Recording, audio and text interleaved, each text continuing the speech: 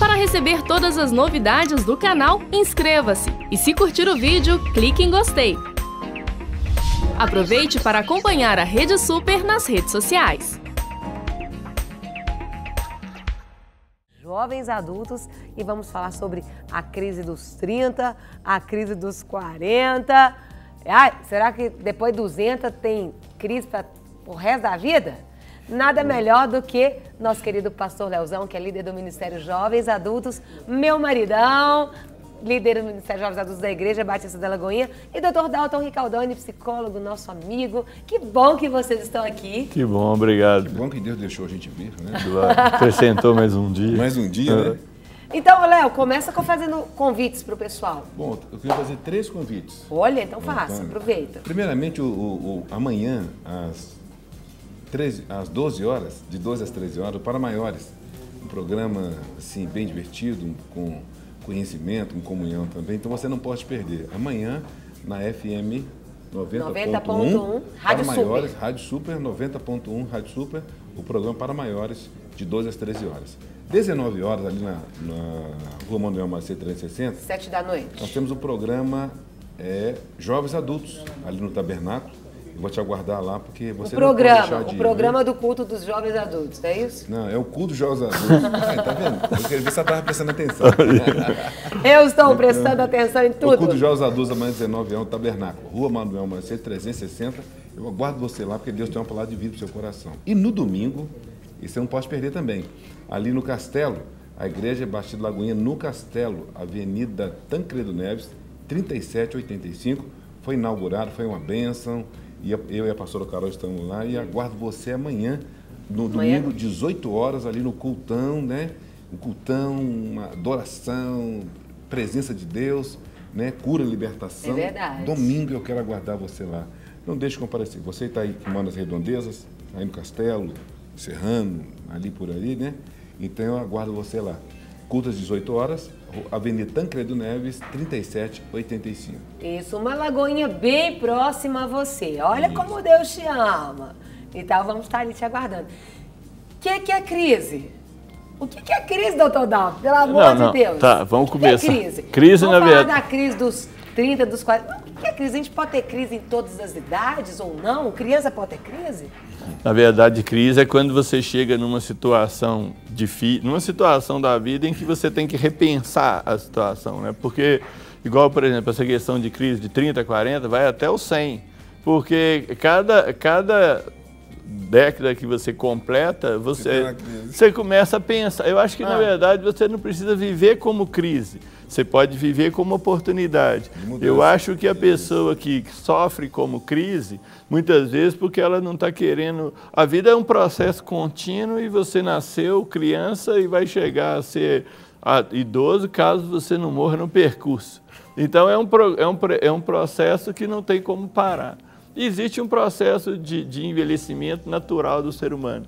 Só que quando a pessoa, para mim, é mais imatura, ela chega 30 anos, pô, eu já estou com 30 anos de idade. É interessante que muitas vezes as pessoas falam assim, eu já tenho 30, dependendo da coisa, você só tem 30. Ou seja, né, 30 é muito ou pouco, dependendo do que o ponto de vista. Da conveniência? Não, do que você tem que fazer na vida. Tipo, você está me impressionando muito, eu só tenho 30. Agora, quando aquilo me interessa, não, eu já tenho 30. O povo está muito conveniente? Não, eu falo que a pessoa mais imatura, ela sofre mais. Hoje já tem uma cultura muito da juventude, da beleza, então, à medida que a idade passa, as pessoas começam a se sentir menos jovem, obviamente, e começam a achar que vale menos por isso. Eu acho que as pessoas mais resolvidas com elas mesmas, elas acabam sabendo tirar proveito de cada uma dessas fases da vida. E, Léo, pergunto, no gabinete, você trabalha aí com os jovens adultos, que é a galera acima dos 27 anos, o pessoal tá sabendo lidar ou tá muita gente em crise aí dos 30, dos 40? A questão, eu acho que a circunstância, a gente vê muita crise circunstancial, né? Claro que está ligado também à crise existencial, com certeza. Como o pastor Dalton, eu estou ministrando... Deus, glória a Deus. Jeito, né? O doutor Dalton fala, se a pessoa sabe quem ela é, então ela vai estar lidando bem com essa pressão exterior. Então, a crise existencial, ela vai sendo revelada à medida que esse exterior pressionando, vai cobrando, né? Ela até depois faz uma avaliação da vida dela, chega aos 30 dias, ela olha para trás, de repente não adquiriu nada, não tem um legado, então tudo isso envolve, né?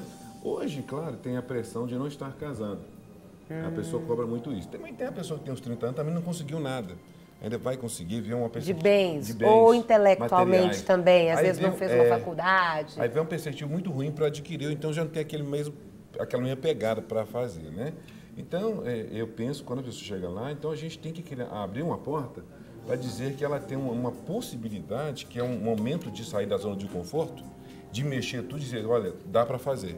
Porque se a pessoa chegar em crise, você simplesmente ficar ouvindo a crise e não falar nada, e como o doutor Osdaldo disse, é uma oportunidade de mudança. A crise, ela acontece para mudar alguma coisa na vida, para estar dizendo, olha, tem alguma coisa errada aí, tem que mudar. E você vai ver na Bíblia, muitas pessoas entraram em crise. Abraão entrou em crise, Gideão, Sara, Davi entrou em crise.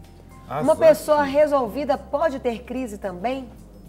Para mim pode. Pode, mas eu falo que ela lida com isso de uma forma melhor. Pode, porque a crise é sempre você chegar numa encruzilhada onde você tem que repensar a vida e fazer... Porque a vida vai mudando. Ela pode não ser até com coisas boas? A crise pode surgir com tanta coisa boa que está acontecendo que você fica meio desnorteado ou não? A crise é o novo que aparece na vida da pessoa e ela tem que ver como é que ela digere isso. Porque muitas vezes, como você colocou o exemplo das pessoas que chegam a 30 anos, já não desenvolveu a vida financeira, por isso é que eu falo que vai muito da imaturidade, da dificuldade psicológica da pessoa. Quando ela chega nessa idade, ela angustia. Agora, tem gente que chega nessa idade já bem mais encaminhado. Então, ele não tem a mesma crise. Ele não vai viver os 30 da mesma forma. Vai ter gente que com 30 anos já está se sentindo bem em determinadas coisas. Claro, se ela conseguiu ter família, se ela conseguiu ter uma boa organização, a vida dela vai seguir mais tranquila. Agora, é sempre uma parada. O tal do ENTA, né, depois do 40, 50, vai 60, até o 100, 70, até o 90. Então, cada vez que você muda esse número inteiro, dá uma ideia de que você tem que parar para pensar. Mas se você pensar dos 29 para os 30, dos 30 para os 31, não é um negócio tão grande que mudou como dos 26 para os 28. Só que a gente começa a colocar os 30, quando eu chegar nos 30, e aí se você chega nele numa condição não tão boa, aí você fica... Agora, você sofre a crise. Agora, a questão é, eu sou do ponto de vista que a vida é um processo contínuo. Então, se não deu até ali, muda dali para frente. Porque se você ficar chorando leite derramado, você não vai conseguir mais... Você não vai reaproveitar aquele leite. Então vai para frente e faz a vida andar para frente. Agora a gente pode perceber que na Bíblia, as pessoas que entrarem em crise, Deus sempre deu um escape para a pessoa sair da crise. Davi, quando foi para a caverna de Adulão, ele tinha toda a possibilidade de ficar naquela caverna de Adulão, porque lá tinha endividados, os amargurados, os rejeitados. E Davi perdeu tudo e foi para lá. Mas Davi chegou lá e ele viu uma possibilidade de mudança. O que ele fez? Aqueles homens daquela caverna de Adulão são 600 homens valentes de Davi. Então depende muito do que a pessoa quer, do que ela vê com possibilidade de mudança. Né? E Davi viu aqueles homens ali e disse, vou fazer esse pessoal aqui uns valentes. E justamente o pessoal que ajudou a conquistar aquilo tudo que ele conquistou. Estava numa caverna de Adulão, tinha toda a possibilidade de dizer, vou ficar aqui também murmurando, igual o senhor falou, vou ficar aqui no meio desses endividados, amargurados, rejeitados, vou ficar falando disso tudo aqui. Mas aí é que está a atitude ativa, proativa em relação à vida, porque na verdade você tem que aprender com aquilo. A crise espiritual, por exemplo, é porque você espera que Deus haja de uma determinada forma, que Ele cumpra um propósito para você, Ele não cumpre. Aí você tem que buscar de Deus, falar o que está errado, quer dizer, onde que eu errei. Aí você cresce. A crise você pode crescer, ou pode ficar extremamente deprimido porque achou que não conseguiu. Se você tem uma atitude mais positiva, você aprende com ela e faz para frente. Ou então achar que Deus errou. Isso acho que é mais fácil, porque a pessoa cria uma expectativa da qual Deus não colocou no coração dela. E quando a pessoa cria uma expectativa e determina para Deus, tem muita gente que determina para Deus. Essa é uma situação, né? E Deus é soberano. Deus não está sujeito à vontade de ninguém. E de repente tem pessoas que determinam para Deus e não acontece dentro daquilo que ela estabeleceu, que não foi Deus que estabeleceu, aí a pessoa entra em crise, aí Deus tem culpa, como é que é? Mas para mim, por isso é que eu acho que isso é imaturidade, porque as pessoas começam a criar coisas que não existem. Ou tem muita gente que vive na imaginação.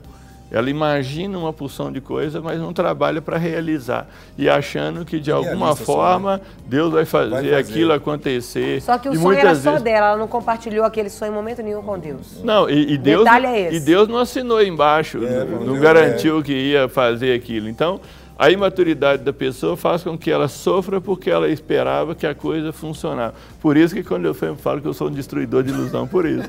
Agora, porque o fim da ilusão é a desilusão. Eu fico pensando, deixa eu falar uma coisa aí, vamos conversar um pouquinho.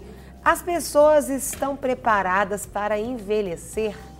As pessoas estão maduras para envelhecer? Porque eu vejo que há uma grande crise com essa questão do envelhecimento. Quando você pega uma foto e se vê hoje, as pessoas não aceitando, seja uma ruga, então eu tenho que me consertar, eu tenho que colocar o botox, eu tenho... E pessoas, isso vindo até atingindo pessoas muito novas. Como é que vocês têm visto isso nessa crise dos 30 e dos 40? Eu penso, como o doutor já falou, quando a pessoa tem essa maturidade, e ela sabe viver cada fase da vida dela intensa, então não tem porquê. Mas hoje o povo tem vivido assim? Como é que está? O detalhe é que hoje, como não existe uma estrutura, uma estabilidade emocional, e a pessoa depende desse externo para viver ou sentir valorizada ou sentir aceita, então você fica escrava disso. É claro que existe uma cobrança hoje e forte da mídia, então algumas pessoas, não digo geral, mas a maioria das pessoas não estão preparadas no sentido de não se aceitar. Se a pessoa não se aceita, na verdade não vai se aceitar aos 17, nem aos 18, nem aos 30, nem aos 40, nem aos 50. Ela não se aceita por si só. Existe uma hipervalorização do exterior em detrimento do interior. Como o exterior passa com o tempo, por mais que você use esses recursos que as pessoas podem utilizar, elas não são a mesma coisa de antes. Tem jeito. Só que ela vale pela pessoa que ela é. Se ela coloca o exterior dela, ou as coisas materiais, o exterior dela como a coisa mais importante, o próprio processo humano de desenvolvimento vai fazer com que ela envelheça. Aí ela perde valor, já que o valor dela está do lado de fora. Então é uma questão entre a beleza exterior e a beleza interior. Só que a beleza exterior hoje é hipervalorizada. E a beleza interior, a pessoa não tem valor, ela não tem... O vazio que as pessoas têm hoje é muito grande, tanto espiritual como psicologicamente. Elas estão buscando do lado de fora. Uma situação econômica como o país está vivendo hoje em dia vai fazer que muitas pessoas se deprimam, porque se elas tiverem que reduzir padrão, se elas tiverem que perder algumas coisas, elas perdem o sentido da vida, já que ele está exteriorizado. Elas não são, elas valem pelo que elas são. Isso é o grande problema hoje em dia. Por isso a beleza é um negócio hipervalorizado. Tem uma coisa boa hoje em dia, que é as pessoas se cuidarem fisicamente pela questão da saúde. Mas a valorização... tem até aumentado a expectativa de vida. Não, isso aí é uma coisa, ainda mais pessoas que moram em cidades grandes, você tem que frequentar uma academia, fazer uma atividade física, sim, pela questão da saúde. Isso. Mas as pessoas, você vê que as pessoas usam anabolizantes, fazem muitas coisas, entendi. Mas aí eles já saem da saúde em função da estética, em detrimento do corpo dela. Agora, a questão da falta de propósito também é um negócio muito sério, porque a pessoa sabendo o que ela quer, com o que ela sabe, e com o que ela tem hoje, onde ela vai chegar, isso ajuda muito. Sim. E aí é que entra... Quando ela sabe para que ela foi chamada, para que Deus a fez, né? Qual que é o propósito de Deus na sua vida, né? Então, quando a pessoa tem esse foco, sabe onde vai chegar, essas coisas aí, ela diz, isso aqui vai somar, isso aqui não soma, ela sabe pôr limites e saber o que é bom e o que é ruim.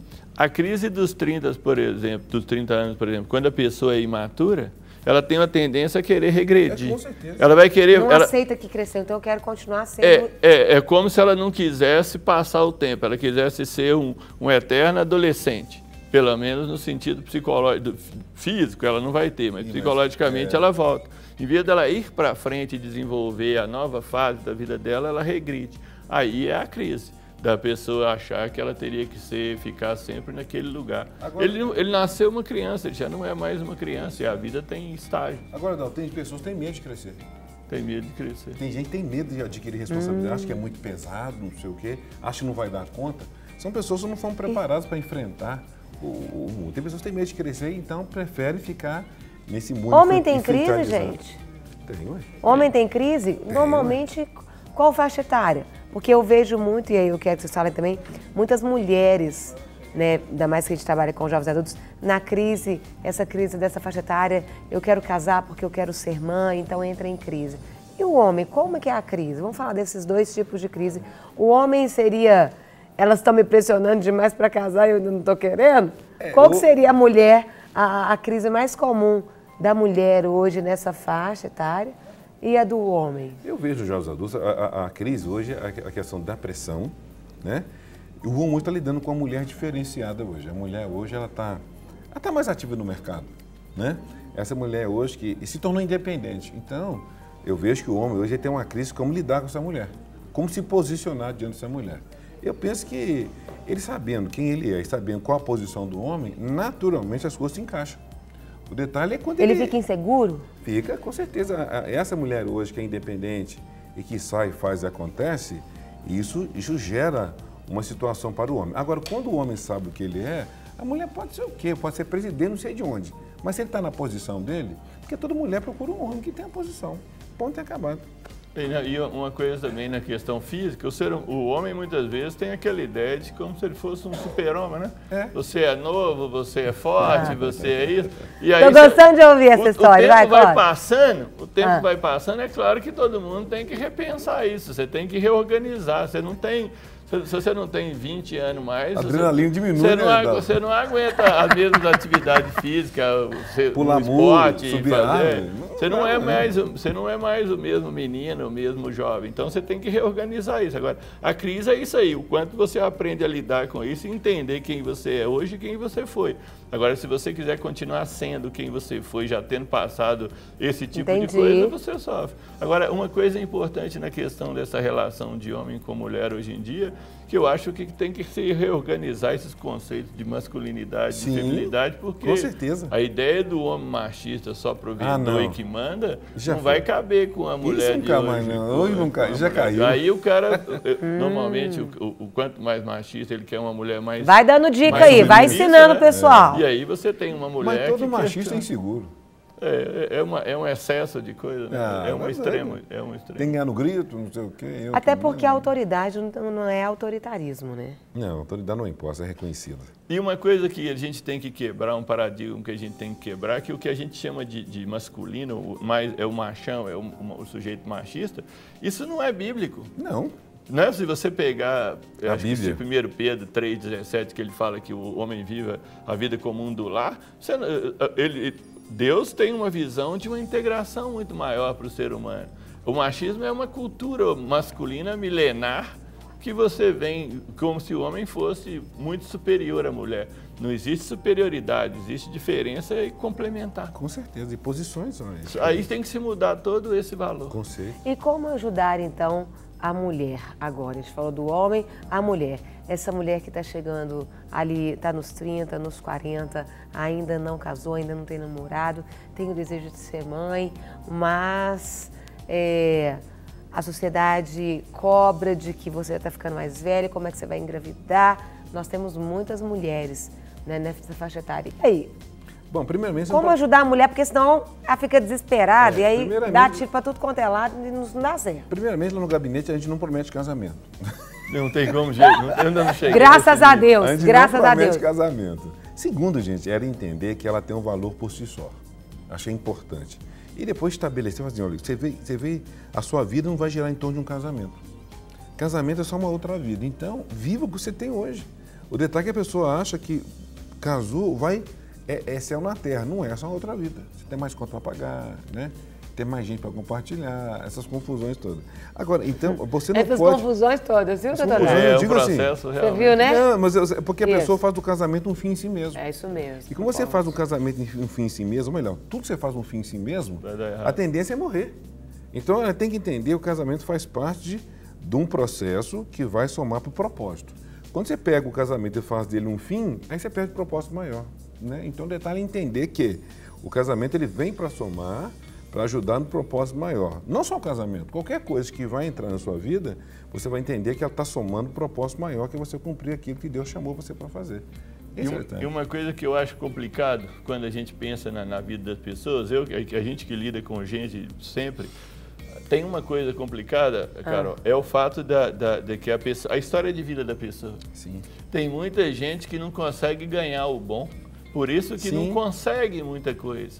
Mesmo tanto no sentido de receber de Deus, como no sentido de apropriar da vida. Tá certo. Então, muitas vezes, as pessoas, você vê, são pessoas muito boas, que muitas vezes não sabem apropriar da vida. Isso é que dificulta muito na vida das pessoas. A gente que lida diretamente com pessoas e conhece a história de vida delas por dentro, porque quem vê, cara, não vê coração, você nunca sabe o que a pessoa tem, você vê que realmente precisa. Agora, uma coisa importante é o valor da mulher. A mulher, na verdade, o valor dela está indevidamente atrelado ao homem. Uma mulher sem um marido, ela vale muito pouco, como se ela não tivesse um valor pessoal. Não, o valor da mulher é dela, o valor é intrínseco, ela vale pela pessoa que ela é.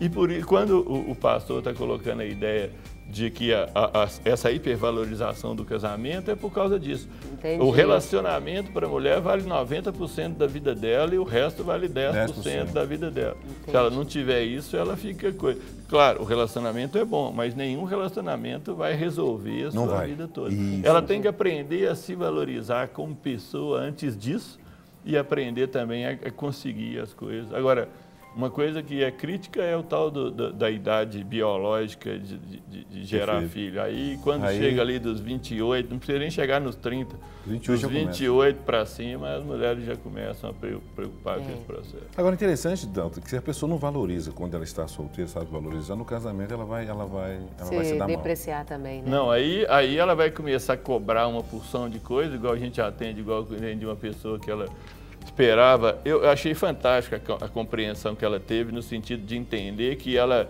precisa, pela carência paterna que ela tem, ela precisa de ter uma pessoa. Eu falei, vamos separar isso porque você não vai achar nenhuma pessoa que te dê além daquilo que você quer.